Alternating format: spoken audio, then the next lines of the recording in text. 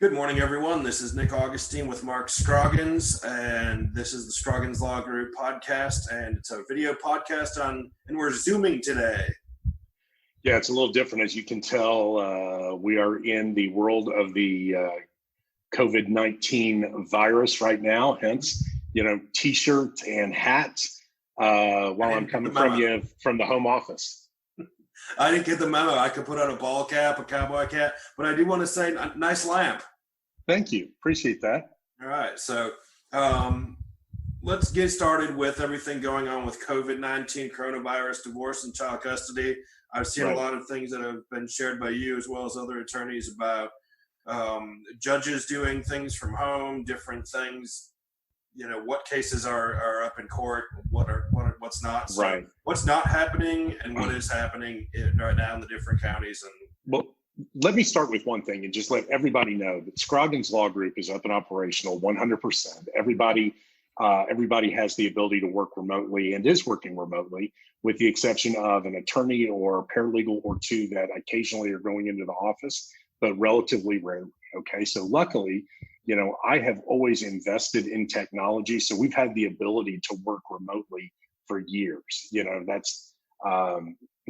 I've done that for a long time. So I just want everybody to know that just because everybody is, if not sheltered in place, kind of close to sheltered in place, we're up and operational, working on all of the stuff that we have for all of our current clients and have the ability to do anything that is needed for any new client. So I just want people to understand that help is out there. I think people have got the idea that, holy shit, what happens if I'm in a situation and I need some help, that there isn't help out there. And that's just not true. Okay. We're here. I'm sure there are lots of other folks that are able to work remotely as well. But what I can tell you is we're up 100%. So with that being said, let's talk about what's happening right now. And so the first thing that came up when all of this stuff of stay home and don't do things and we're going to extend spring break and the kids aren't going back, there were people that wanted to look at that as, aha, I've got spring break this year. I just get to keep the kids. Very quickly, the courts in Collin County, in Dallas County, in Denton, and then the Texas Supreme Court came out and said, no, we're not going to have someone trying to take advantage of what is a health emergency for their own gain. And so while they are not having enforcement hearings right now and generally throwing people in jail over that, understand that very possibly could be coming down the pipe, okay, if you try to do something like that. So all of the courts are a little different. Collin County, I think, and Denton County are a little better set up for technology than Dallas County is. So the Collin County courts kind of jumped right into this thing in the middle of it, and they have been handling hearings by Zoom. So much like what we are doing here today, the difference being the courts, as promulgated by the Supreme Court of Texas, are handling what are called essential hearings, okay? So, or essential matters. So what exactly are essential matters? Well, CPS cases, criminal cases, things of that sort. So let's just confine ourselves to the world of family law and where that comes into play. Typically, courts are handling hearings where there is family violence that has been involved.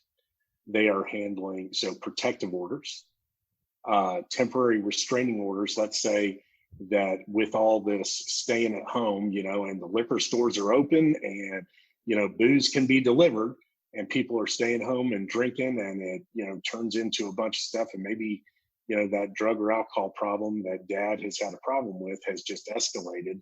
And so he's not really in shape to take care of the kids. The courts are hearing that kind of stuff. So they're doing these hearings, like in Collin County, via Zoom, okay? Originally, it was said that, these essential hearings were going to be done in person. That was changed pretty quickly. In Dallas County, I think it is a little bit of a moving target. I think that has been the issue has been forced because of the county judge, Clay Jenkins, order coming down of, what limitations are going to be in place. We've got some hearings that are in Dallas County that involve some of these things next week. And it's my understanding that that is going to be done by Zoom. So I'm going to be interested to hear how that goes. It is a different process. The courts don't have the ability to hear as many cases at one time. So typically what is being done on a lot of this stuff is hearings are being pushed out. So like I've got a bunch of hearings and trials that I had in March and April that are being pushed into May. And so the orders that have been put in place by the Supreme Court in these various other counties are going generally up until May 8th. So that's kind of where we sit now. And it's, it's a little different world. Mark, the people who are using Zoom for the first time, including myself, downloaded it on Sunday. Right. Wondering, what do the screens look like? How do we switch things up? Can I make the name bigger on the bottom of the screen? How do I access it? I'm just curious how clients and other people have found the software as far as ease of use and learning it. My experience with most people has been that, once they get it downloaded and understand just the very basics, because I didn't use Zoom until last week. I used other platforms. So within Scroggins Law Group itself, we have used a program called Slack for a long time. Okay. And Slack is kind of an internal instant messaging platform, but also has video conferencing availability as well. So as you know, we've got offices in Frisco and Dallas, and even have a satellite in Plano. But let's say when I have been traveling, so I can still have a case management meeting where everybody is dialed in, and I say dialed in, but Wi-Fi'd in, doing video conferencing on this. So it's really pretty easy. I've also done things on Skype. I've also done things on FaceTime. We also do things telephonically, so there are lots and lots of different platforms. All of them, I think, are pretty good. There are some that have better bandwidth, I think, and are stronger or a little more steady than others. I think Zoom has been excellent so far. My concern always is if whatever becomes the flavor of the day, you got to hope that they've got the bandwidth to be able to support everybody and their dog getting on it. But I mean, I did a meeting the other day that had 35 participants in it. So, and it handled it. And it's got some really good technology. So, this might be one of those little things that comes out of it, forces a lot of people to get a little bit more technologically savvy than they were, previously. Well, it's a good thing, and it's nice to know that people don't have to worry about talking to their attorney and having the ability as a client to, have a meeting with you like this one-on-one, and also have your paralegal jump in from wherever she is at, and or people from all these different locations. It really makes it a lot easier. So I'm glad that everyone is having a good experience at that. Yeah, I think everybody's gotten has gotten pretty accustomed to it relatively quickly. I think it's been, well, like I said, we've been using it for a long time, so I've been very used to it. Zoom is the only one that's, it's the same, but it's different, if you know what I mean. But I think it's very easy. And the great thing with Zoom is Zoom has a free service as well that I think will allow you to do a conference call for up to 40 minutes and is limited at 100 participants. So, so for most people, that is more than enough to be able to use. For us, we've got the paid version because we sometimes have longer conference calls than 40 minutes. And so for us, that's necessary. But otherwise, it's very easy and it's free. I mean, so the price is right. You can't beat it. Well, the other thing that I like about too, for the paid version, you can also record. For example, right now this is being recorded, and I can then take the video and edit it and chop it up like I normally do when we're doing our video podcast with the camera. But there's an also the added benefit there. If someone's having a meeting and they want to record the meeting and they forgot what someone said, they can go back and listen to the meeting again. Yeah. Let me jump over to a couple of other things, because I know that some people have been wondering, Yep. you know, if things are just kind of going to hell in a handbasket, okay, are there, you know, can I still file for divorce? Can I file for a modification of child custody? Can, you know, if there have been issues with family violence or drug and alcohol issues, are these things that I can still get before the court? And the answer is yes, okay? It's real important for people to understand that. Now, if you've got something that I'll say kind of rises to a child endangerment type of situation, can you get that in front of the court? And once again, the answer is yes. It might not be quite as rapidly as you are used to, or as I am used to. That's for damn sure, okay? But you can get in front of the court. All of these things can be done. Now, one of the things that you're seeing that the courts, like Collin County sent something out, God, I can't remember if it was yesterday or it might have been Friday, saying that the courts are recommending the use of mediation, even for temporary orders, okay? And so that is becoming more commonplace. Also, with a lot of cases, and this is something that I've used in certain cases where we wanted to be able to control the time frame. And so, like, one of the things that people complain about with Collin County is the 20-minute per side, right? Well, something that has always been available is what is called private judging, okay? So you can hire someone to act as a judge in your matter to handle hearings, okay? So lots of other judges that are out there, retired, lost in an election, all of that kind of thing, that can be hired to do private judging. If the case is big enough, or if something is important enough, it might be a good idea to do that. You still have the ability to get documents into evidence, like Emily Miskell's court, the 470th in Collin County. What they have is they want you to upload the exhibits that you're going to utilize in a hearing prior to the hearing. They don't have a specific time that it has to be done as of yet. There are other courts that say it's got to be done like noon the day before the hearing, okay? So that the court has the opportunity to be able to do what needs to be done to those documents prior to.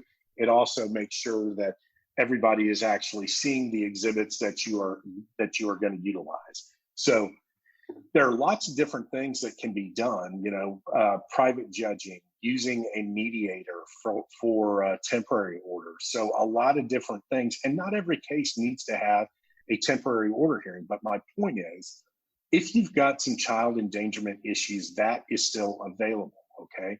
Or getting in front of the judge is still available. If you don't have that, but you need a hearing, can the parties afford to have private judging done? You know, and that is something that, you know, it might be worth, you know, spending a few $1,000s between the parties to do that if the case is one of those that can afford it and would benefit from the use of that. And they could do it using Zoom. Absolutely. Right. Absolutely. I mean, so that's the thing. I mean, most of the, you know, I don't know that I necessarily want to say most of the mediators, but a hell of a lot of mediators right away have, you know, been advertising or marketing that, hey, we've got the ability to do that and to handle mediations done remotely. I mean, that's one of the things that is really cool with Zoom, is that you can create conference rooms so that, you know, that are private. So the mediator could set up, let's say that I represented you in a divorce case. The mediator could pop over into our conference room, okay, and deal with us, and then leave and go to the other conference room and deal with the other party. So there are lots and lots of things that can be done virtually in this that really is pretty damn exciting, in my opinion. I agree. Sometimes, I always find that keep shoveling in the corner because there's a pony in there somewhere. Well, that's right. Right. That's right. So lots of good stuff that can be done there. All right. So new divorces, modification. What kind of things are you hearing now with, everyone jokes about, everyone saw that meme on Facebook with the divorce lawyer hiding behind the tree saying, what's going to happen with all these folks being at home in a closed quarters with everyone. It's sort of like the long car ride where all the things get brought up that we otherwise don't have time to talk about during our busy lives. Right. So I think you're going to see a couple of different things. I think some people are going to have found the time to be able to work on their marriage, and it's going to benefit them. Mm-hmm. I think you're going to see the same thing that happens, after Christmas or when the school goes back into session on a lot of others, in that all this togetherness promoted, I need to get the hell away from you.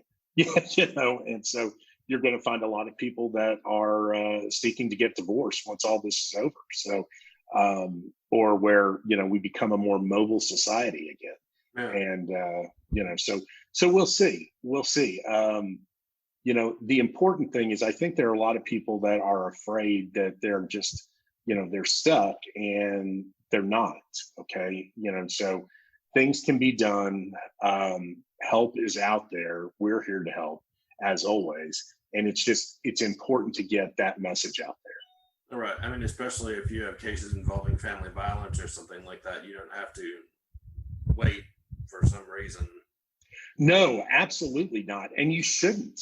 You absolutely should not. I mean, that's the thing that, I think it's great that, that they've allowed, one of my favorite Mexican restaurants, Mi Cocina. Okay.